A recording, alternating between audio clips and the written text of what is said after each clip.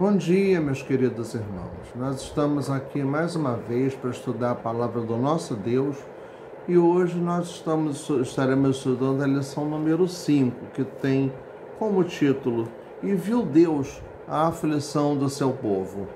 A partir dessa lição, nós já estaremos entrando nos estudos do livro de Êxodo. Destes livros do Pentateuco, são estudos do Pentateuco, e estaremos estudando o livro de Êxodo. A nossa lição hoje já é baseada em Êxodo. Nós estaremos agora orando, pedindo a direção do nosso Deus para a aula que teremos agora e que tudo possa correr bem. Senhor nosso Deus, nosso Pai, nós nos colocamos nas Tuas mãos e queremos Te bendizer e Te glorificar, porque Tu tens cuidado de nós, nos guardado, nos protegido, nos dirigido.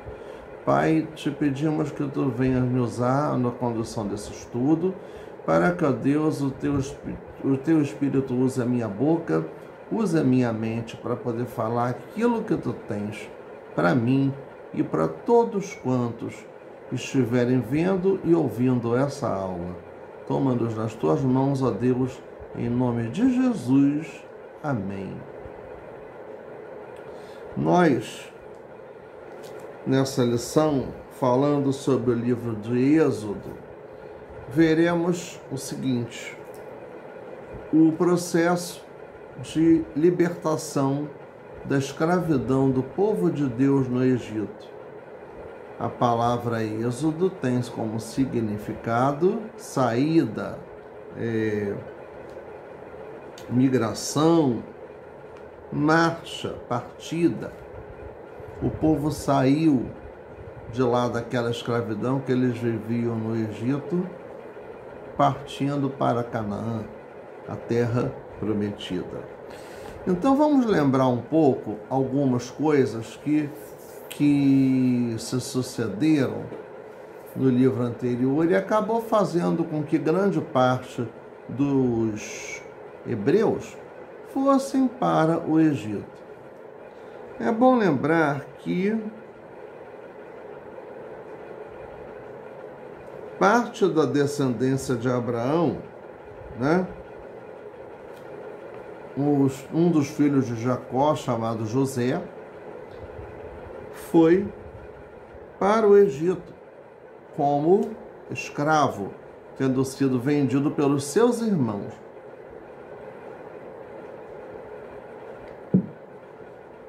Que tinham ciúme dele. Tá? Então, Deus levou o José para o Egito, que de escravo ele chegou a ser o governador do Egito. E a providência divina a respeito da vida de José fez com que houvesse a inveja dos seus irmãos, já que ele tinha visões, ele tinha sonhos, ele falava aquelas visões que ele tinha, porque era Deus falando com ele. Mas o grande amor que o seu pai tinha por ele e era demonstrado de uma forma muito clara, muito definida, fez com que os seus irmãos o mandassem para o Egito. Foi escravo, chegou a ser o vice-rei, o governador-geral do Egito, que era o segundo nome depois do faraó, seria como fosse um vice-faraó, mas na verdade não, seria o que? Um primeiro-ministro, na realidade de hoje em dia. E Deus livra a sua família da fome, que assolava a sua terra natal, Canaã. Séculos se passaram, os outros faraós que se sucederam já se lembravam mais da história de José e da grande contribuição que José deu para a liderança do Egito no mundo, quando ele previu o período das 7 vacas gordas, um período de muita riqueza, de opulência, de grande produção, e um outro período de 7 vacas magras, que seria que foi um grande período de fome no mundo.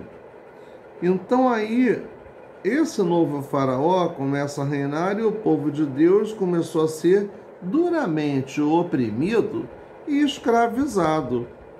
Então Deus age com misericórdia e começa uma grande empreitada de libertação dos descendentes de Jacó, e para isso envia um homem, prepara um líder chamado Moisés, que é justamente ele que conduziria todo o processo da libertação do povo hebreu que era escravo lá no Egito. Então nós vemos que o Senhor livra os israelitas do Egito e se torna um dos maiores nomes do Antigo Testamento, fazendo isso com quem? Com Moisés.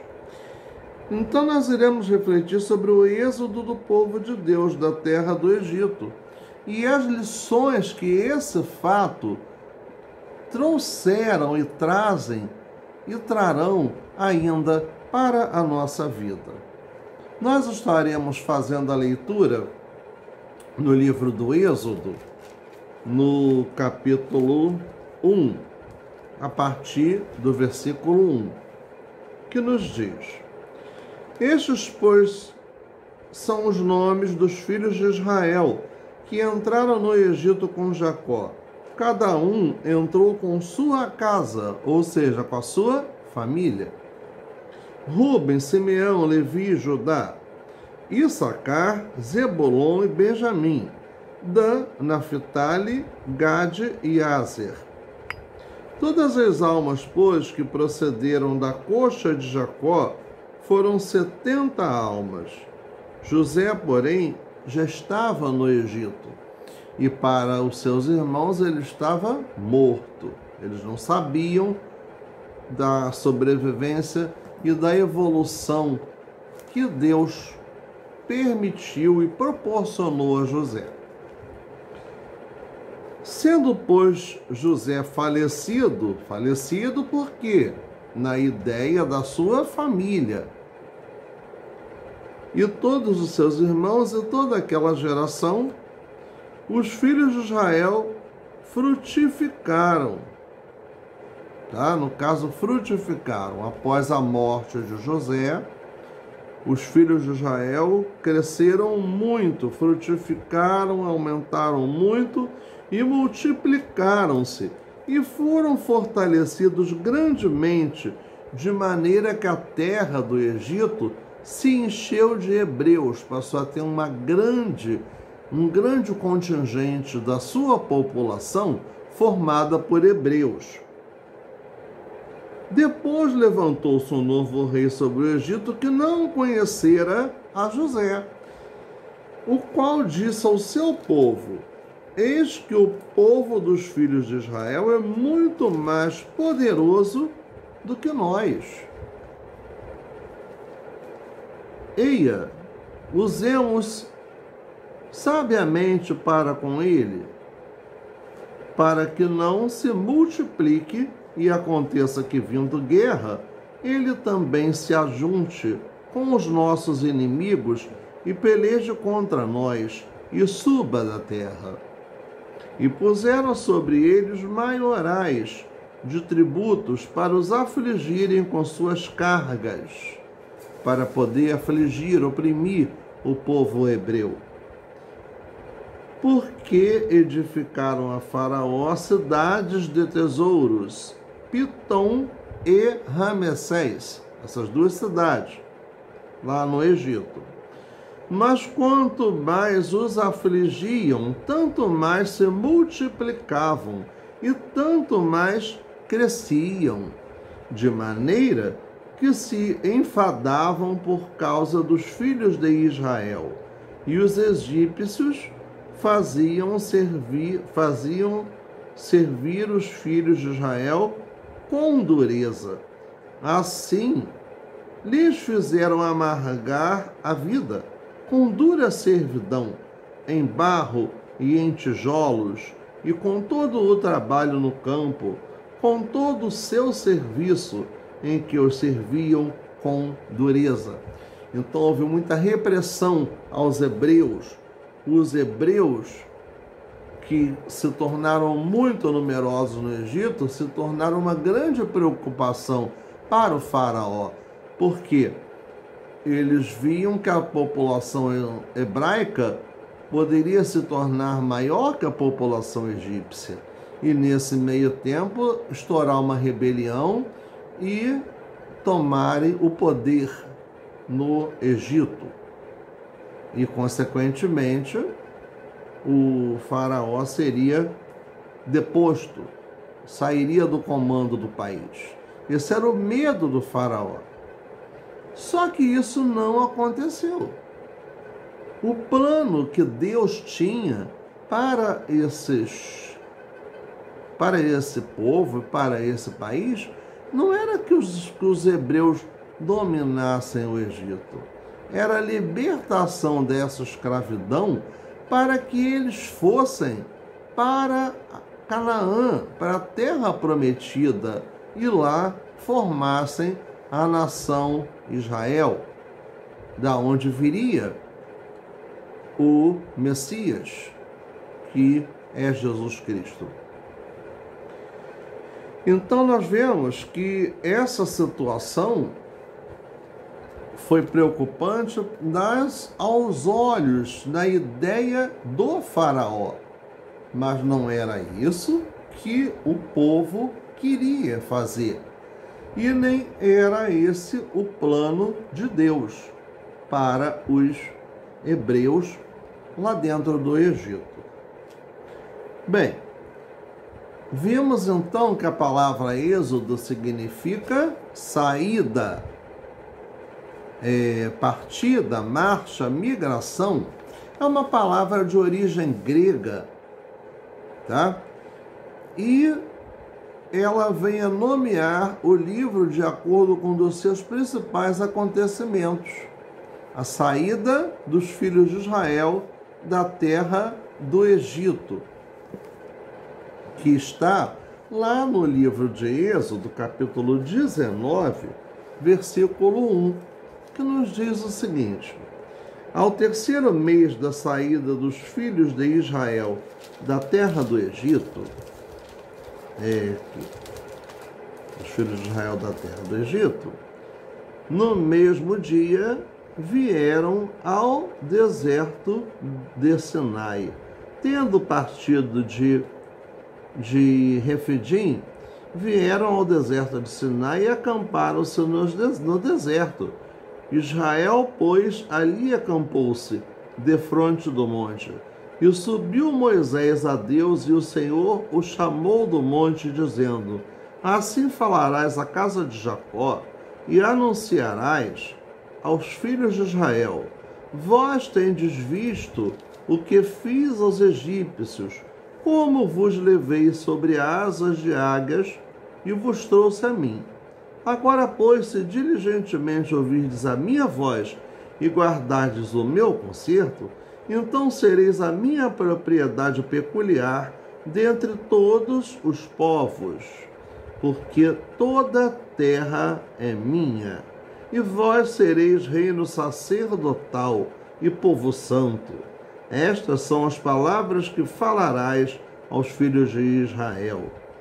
E veio Moisés e chamou aos anciãos do povo e expôs diante deles todas essas palavras que o Senhor lhes tinha ordenado.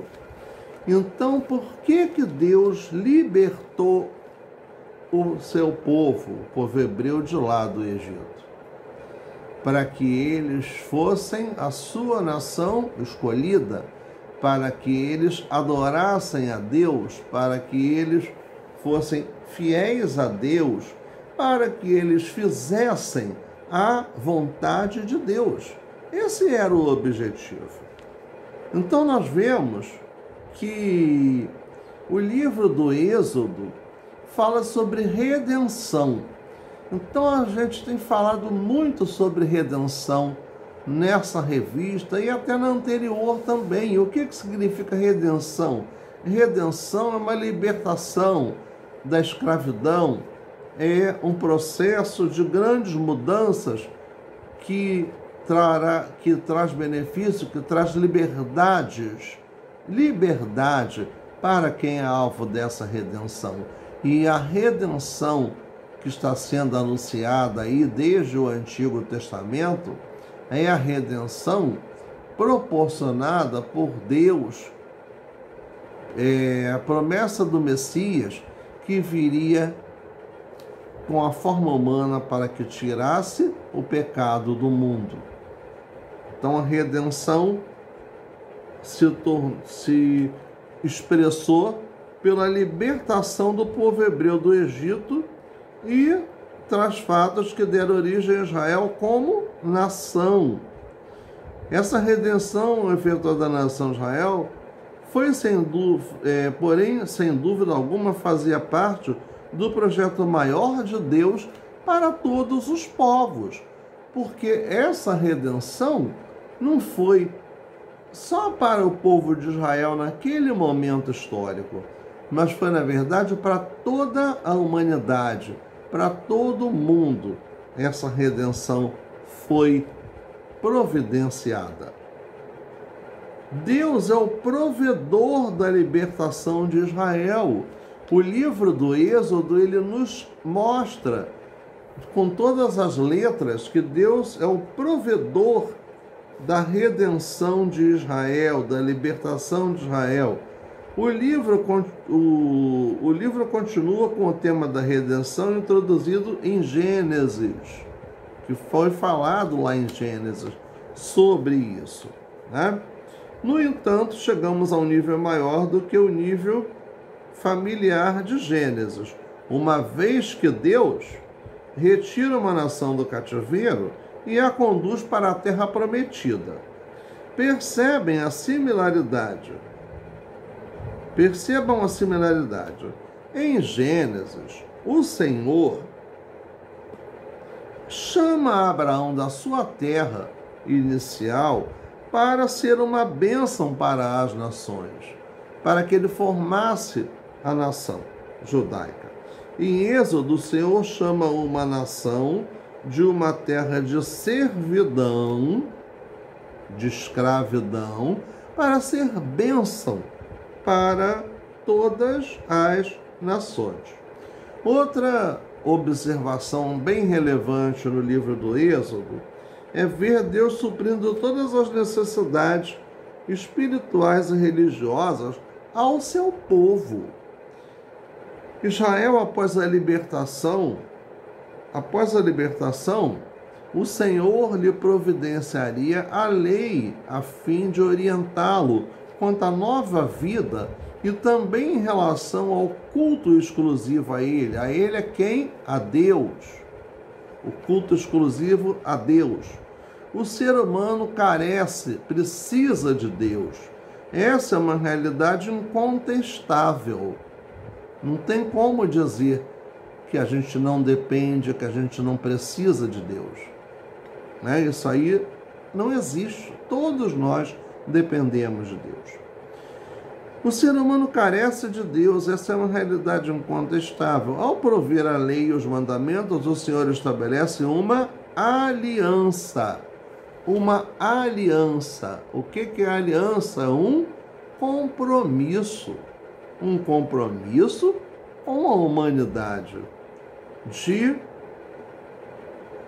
um relacionamento com o povo.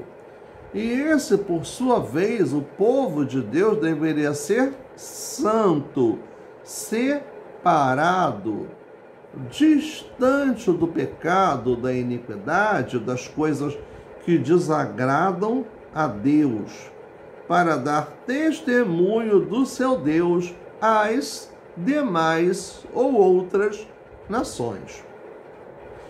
Observe que no livro de Êxodo podemos encontrar o chamado de Deus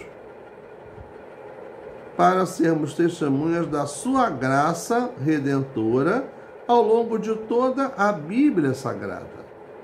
Servir a Deus, portanto, é um grande privilégio, pois, como nos afirma o apóstolo Paulo em sua carta aos Colossenses, capítulo 1, versículo 13, ele nos libertou do império das trevas e nos transportou para o reino do Filho do seu amor.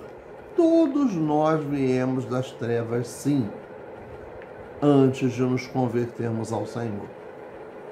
Então, essa realidade é a redenção. Com a liberdade, o Senhor também lhe dá orientações de como cultuá-lo corretamente. Isso ele faz orientando acerca dos sacrifícios, do sacerdócio e do tabernáculo. Aprendemos por meio desse viés que não basta simplesmente adorar a Deus de forma como bem entendermos ou desejarmos, mas no Novo Testamento aprendemos que Deus deseja que o adoremos em espírito e em verdade. Tá? Assim, sem ser liberto por Jesus, não saberemos como adorar a Deus genuinamente, ou seja, de uma forma direta, completa.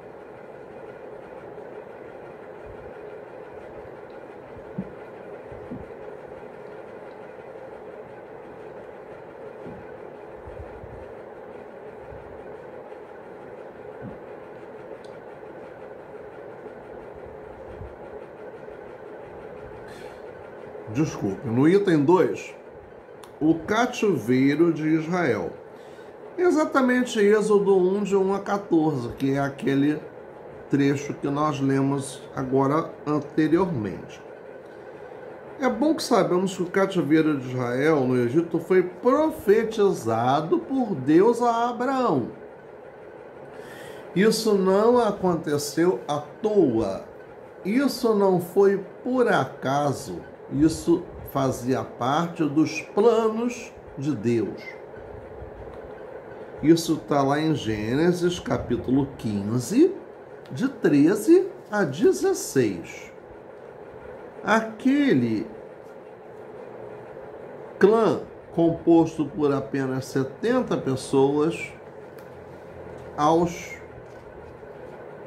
as quais haviam entrado no Egito no tempo em que José governou, por volta de 1677 a.C., conforme relatado em Êxodos 1, de 1 a 6, a família de José, Jacó, seu pai, os irmãos de José, as suas famílias somavam cerca de 70 pessoas. Multiplicaram-se em milhares de pessoas. A narrativa diz que nesse tempo, cerca de 1542 a.C., levantou-se um novo rei, um novo faraó, que não conhecera José e que também significa dizer que esse novo rei não era favorável aos seus descendentes. Já tínhamos comentado agora há pouco. A população hebraica dentro do Egito aumentou de uma forma muito grande, tá? E isso criou uma preocupação enorme, porque em termos de geopolítica, um povo muito numeroso acaba podendo chegar ao poder, ao controle político e econômico de determinado país.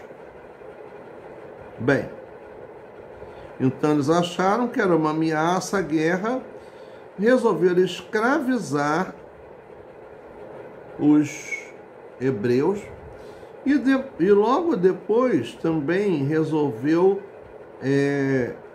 que matasse todos os recém-nascidos do sexo masculino, todos os meninos.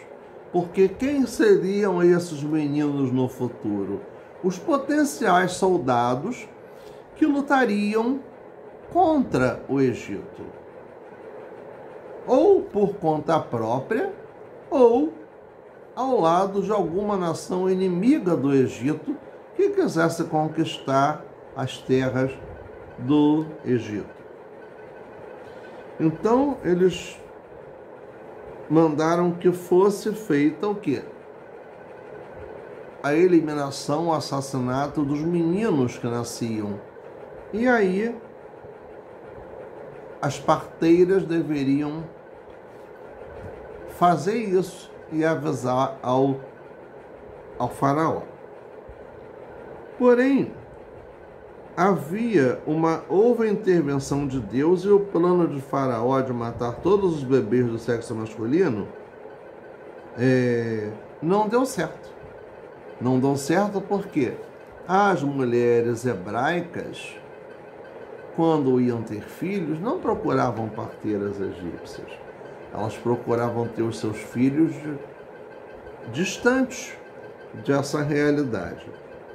E aí, as mulheres que faziam parto dos bebês dos filhos de Israel não aceitaram matá-los, conforme a ordem do faraó, pois temeram a Deus, e o Senhor os abençoou. Isso está em Êxodo capítulo 15, Êxodo capítulo 1, como a gente leu aqui, né?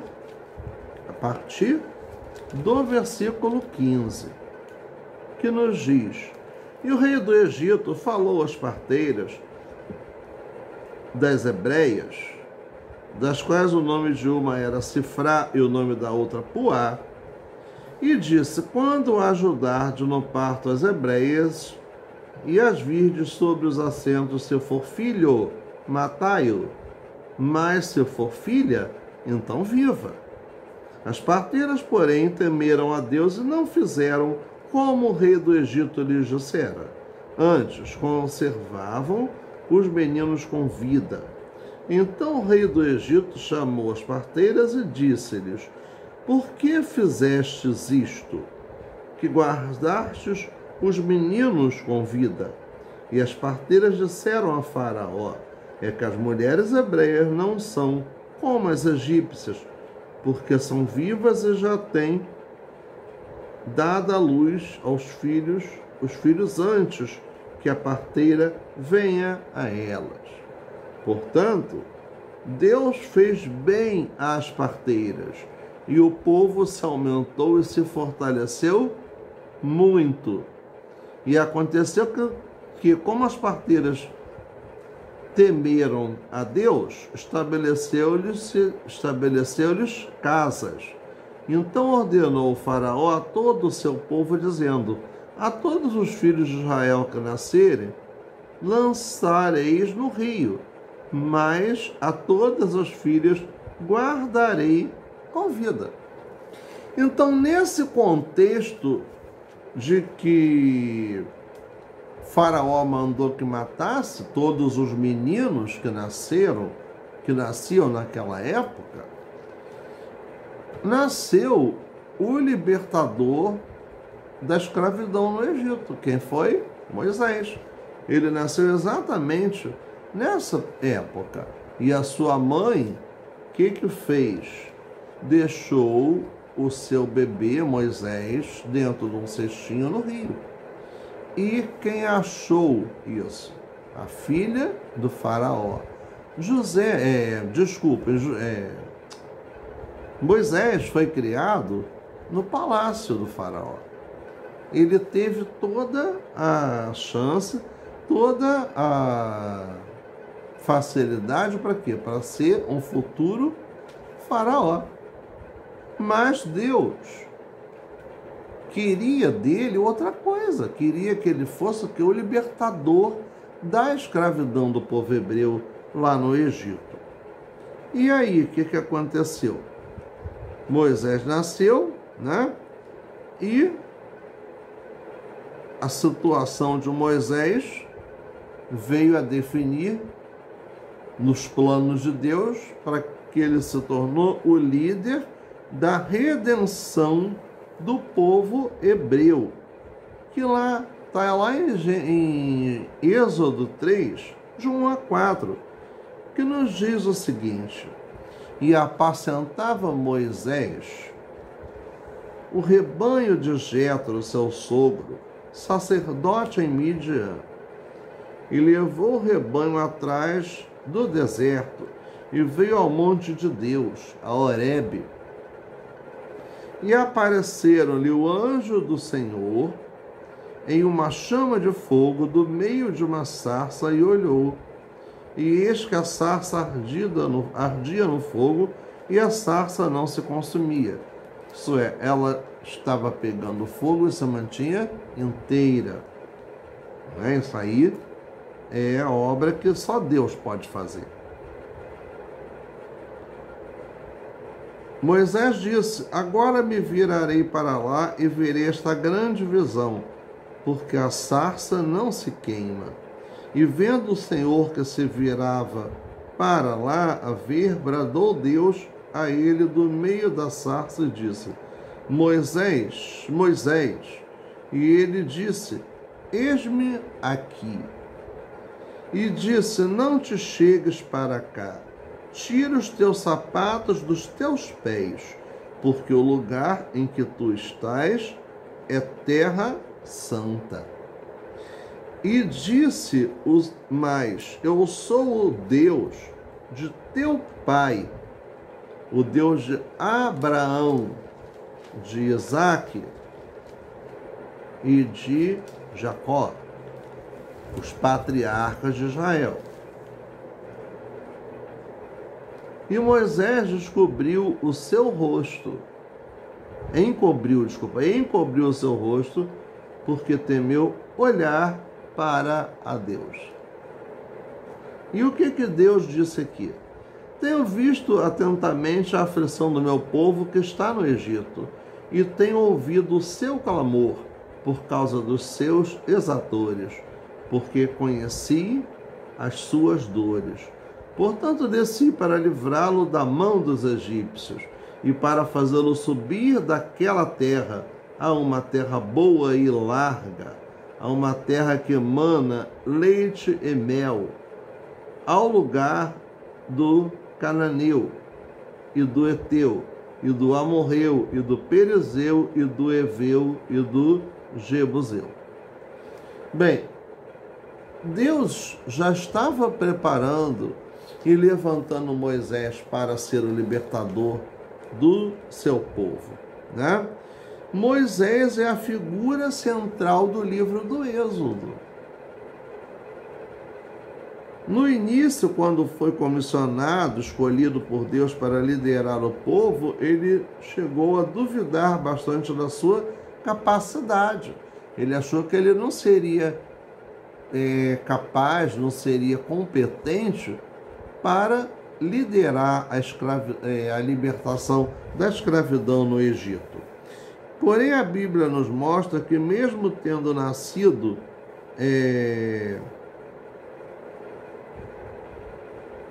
em um lar hebreu, Moisés cresceu numa família egípcia. Moisés se manteve firme até o fim em seu compromisso para com a missão a qual recebera, com a ordem que Deus lhe deu. Então, para o grande projeto de Deus na sua vida, o grande projeto de Deus na vida de Moisés, ser o libertador do povo hebreu, né? Após uma tentativa frustrada de libertar o seu povo de origem da escravidão no Egito, por suas próprias forças, está lá em Êxodo 2, de 11 a 15, passou 40 anos no deserto. Tá? Comparar Atos 3, 23 e 24 com Êxodo 6, 7. Cuidando de ovelhas, Êxodo 3, 1. Ali recebeu um verdadeiro discipulado e maturidade para enfrentar a missão.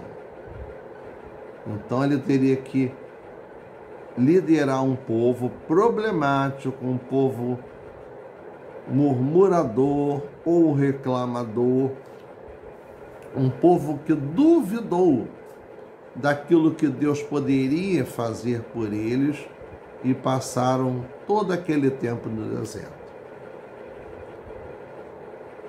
Então ali ele recebeu um verdadeiro discipulado de maturidade para enfrentar essa missão. Podemos dizer que Moisés, nesses 40 anos vivendo em Midian, Moisés teve um tempo de forja, quando o Senhor tirou dele todo o resquício de realeza palaciana. Ele vivia no palácio, ele estava vivendo uma vida simples, uma vida com humildade, porque o Senhor tirou esse resquício, fazendo com que, como se expressou certo pregador, a areia do deserto raspasse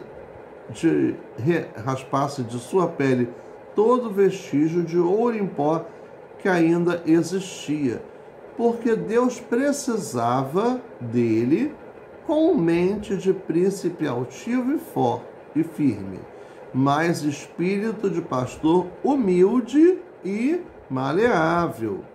O Senhor sempre esteve preparando-o para o serviço. No encontro com Deus, por meio da sarça ardente, o Senhor o incumbiu, embora com bastante relutância da parte de Moisés, da grande responsabilidade de ser o agente de libertação do povo de Deus das mãos do faraó. Então não resta dúvida de que a história de Moisés é inspiradora para todos nós. E Deus tem um propósito maravilhoso para a nossa vida. Basta estarmos atentos e dispostos a viver em obediência incondicional a Deus. Incondicional, sem condições, sem querer fazer barganha com Deus na história do toma lá da cá, porque Deus não aceita isso. A história de Moisés é inspiradora para todos nós e Deus tem um propósito maravilhoso para a nossa vida. Basta estarmos atentos e dispostos a viver em obediência incondicional a Deus, independente de estarmos na riqueza, na pobreza, na alegria, na doença, nas situações do dia a dia que sabemos muito bem que acontecem, que fazem parte da nossa vida, né? No item para pensar e agir, o autor coloca o seguinte: o livro de Êxodo nos ensina muito acerca da redenção e da libertação, principalmente no que tange ao chamamento de Moisés e as 10 pragas enviadas sobre o Egito, como veremos mais adiante. Deus sempre realiza maravilhas em nossas vidas, quando estamos dispostos a obedecê-lo. Deus quer obediência, Deus quer adoração, Deus quer a nossa vida para louvor e glória de honra do nome de Jesus. No item 2, antes de ser chamado por Deus para libertar Israel, Moisés precisou passar primeiramente pela sua experiência no deserto. Após ter sido quebrantado, Deus então o chamou do meio de uma sarça ardente. Esse nos parece ser sempre o padrão de Deus. Primeiramente nos prepara, depois nos chama. O livro de Êxodo também nos revela muito a respeito do poder de Deus. Neste, nada pode resistir ao seu grande poder. sejam nações e povos, sejam elementos naturais, tudo está debaixo do seu total domínio e controle. Deus tem o controle de tudo, de toda a humanidade, até de quem não serve, né? O livro de Êxodo registra também o surgimento de Israel como nação a partir de 70 pessoas, que se multiplicaram assustadoramente. Entre dores e sofrimentos, a jovem nação, tendo aproximadamente entre 2 e 3 milhões de pessoas, nasceu e Deus a protegeu, alimentou, sustentou e guiou pelo deserto. Isso é extraordinariamente maravilhoso. Por quê? Deus honrou a partir da descendência de Moisés, dos patriarcas, né? De vir a libertação, de vir ao Egito por José, né? E muitos foram para lá, passaram a viver lá, a população do Egito cresceu. Isso trouxe grande preocupação ao faraó, porque tinha medo de um ataque militar dos hebreus, né? Coisa que não aconteceu, não houve.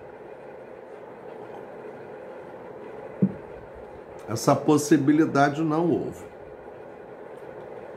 Então vemos que Deus está sempre presente ao nosso lado. Ele sempre nos conduz, Ele sempre nos guarda e nos protege. Nós precisamos ter maturidade suficiente para buscar a Deus, para nos consagrarmos a Deus, fazer a sua vontade. Bem, nós vemos aqui as lições do Êxodo, né? De Moisés, de como Moisés libertou o seu povo. É bom lembrar que nesse período da libertação, a libertação da escravidão no Egito, os judeus chamam de Pesach, no português, Páscoa. Páscoa, a libertação da escravidão no Egito. E o feriado da Páscoa bate exatamente com a chamada Semana Santa aqui para nós, né? Em que se celebra a morte e a ressurreição de Cristo. Mas que para nós já não faz tanta diferença, porque nós estamos fazendo isso todos os dias. É a nossa rotina como cristãos. Bem, aqui a redenção que Deus prometeu para a humanidade viria por intermédio de Jesus, né? Para abrir completamente os céus, para poder rasgar o véu que nos separava de Deus. Então, quando fala-se esse véu estava onde? Lá no tabernáculo, cobrindo a região do Santo dos Santos, que somente o sacerdote poderia entrar. Os fiéis não. Então a gente vê claramente a realidade de fidelidade ali de Moisés e de ter respondido o chamado de Deus, né? E daí veio os 10 mandamentos, a instituição da Páscoa, toda essa realidade aí que está ligada com o livro de Êxodo. Bem, nós estamos com essa lição já concluindo a nossa aula de hoje. Quero agradecer a atenção dos irmãos, dos amigos que têm acompanhado as nossas aulas de forma online aqui pelo canal.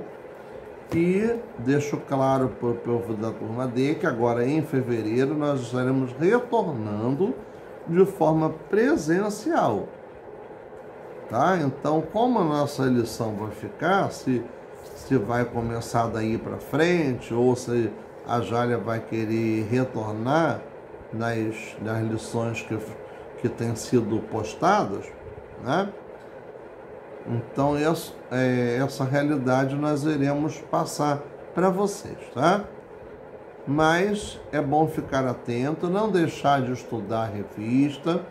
Quem não conseguiu a revista impressa pode ainda procurar a Secretaria da Igreja. No caso, tem revistas impressas lá, acredito que ainda tenha, né? E pode entrar também no site batistafluminense.org.br, o que vai dar acesso ao portal da Convenção Batista Fluminense e ter o download, o arquivo dessa revista, que pode deixar no computador ou no celular ou imprimir as folhas, né? Então, irmãos, nós estaremos agora orando, agradecendo a Deus pela nossa aula e deixando um clamor pelo nosso país, tá? Principalmente pelo nosso país, porque a situação está muito complicada. Nós vemos que o surto da Covid está retornando e com força. Nós estamos expostos a essa realidade, infelizmente, né? Porém, nós precisamos estar confiando no nosso Deus e em intercessão para que Ele nos proteja.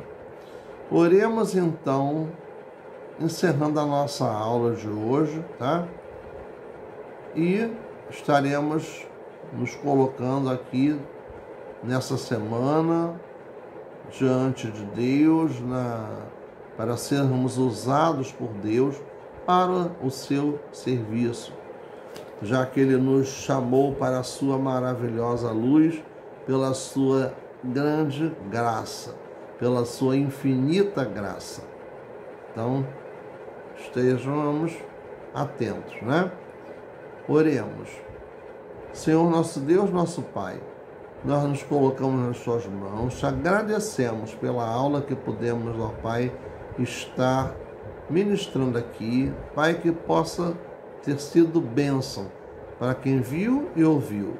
Toma-nos nas tuas mãos, meu Deus, abençoa-nos grandemente, opera em nós, opera, ó Deus, no nosso país, tem misericórdia do Brasil, tem misericórdia, Senhor, do povo brasileiro, dos governantes, dá a eles sabedoria, Senhor. Toma nas tuas mãos a vida da Jália, a sua família, abençoa, Deus, a nossa professora, tá?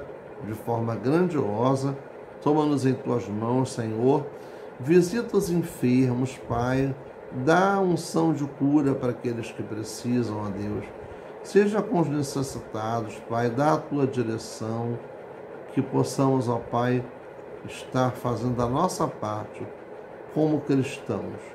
Abençoa-nos grandemente, ó Deus, e guia-nos e orienta-nos em nome de Jesus, agora e para todo sempre. Amém.